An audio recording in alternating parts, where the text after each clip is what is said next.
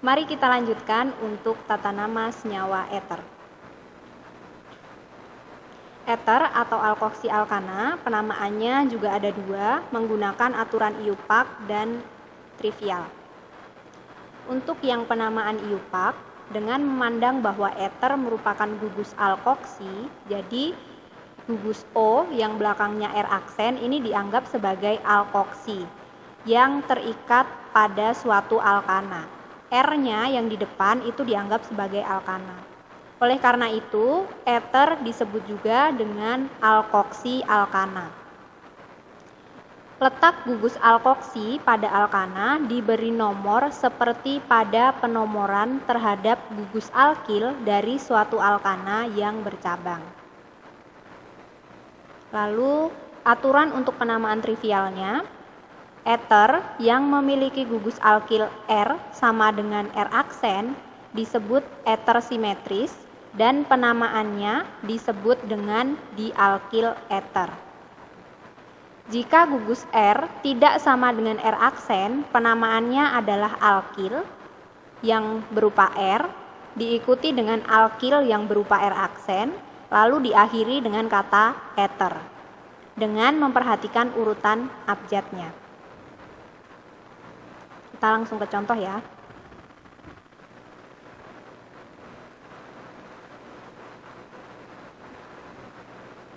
Untuk yang IUPAC dulu. Untuk aturan yang IUPAC, untuk gugus O R aksennya itu dianggap sebagai alkoksi. Jadi ini O yang mengikat satu karbon itu namanya dari metil, ini metil, berubah menjadi metoksi. Lalu ini R-nya itu dianggap sebagai alkana. Nah, alkana yang jumlah C-nya 1 itu kan metana. Jadi namanya adalah metoksi metana. Contoh yang lain. Nah, ini sama seperti yang contoh pertama, metoksi. Lalu ini sisanya adalah etana. Jadi namanya adalah metoksi etana.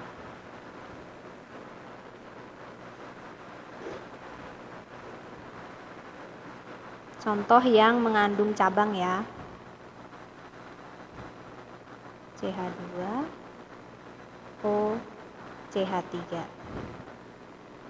Nah, ini dianggap sebagai metoksi. Lalu ini ada cabang metil di nomor 2. Jadi ini diberi penomoran 1, 2, 3 ya. Namanya metoksi 2 metil, metilnya ada di nomor 2, propana. Metoksinya diutamakan ya, jadi nomor 1 itu harus paling dekat dengan yang mengandung gugus O. Nah, sekarang kita ke yang penamaan trivial. Untuk penamaan trivial, R dan R aksennya itu dijadikan alkil. Lalu O itu kita beri nama eter. Ini dijadikan alkil, ini juga dijadikan alkil. Ini namanya metil. Karena di sini alkilnya sama, jadi dia menggunakan awalan di, metil diakhiri dengan eter.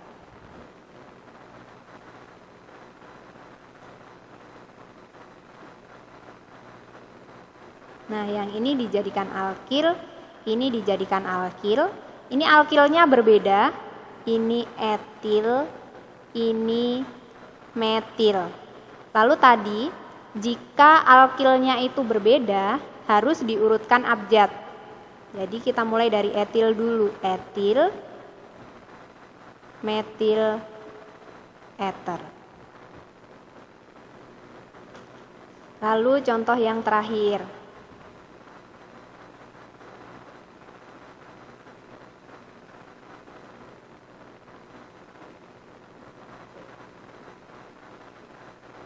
Ini alkil, namanya metil. Lalu yang ini, coba diperhatikan.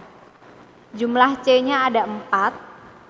Lalu dia terdapat C di sini atau dia membentuk huruf T, tidak lurus ya.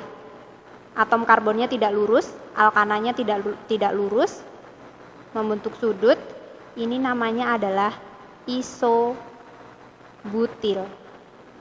Nah, isobutil dan metil jika diurutkan abjad adalah isobutil dulu, isobutil, metil, eter.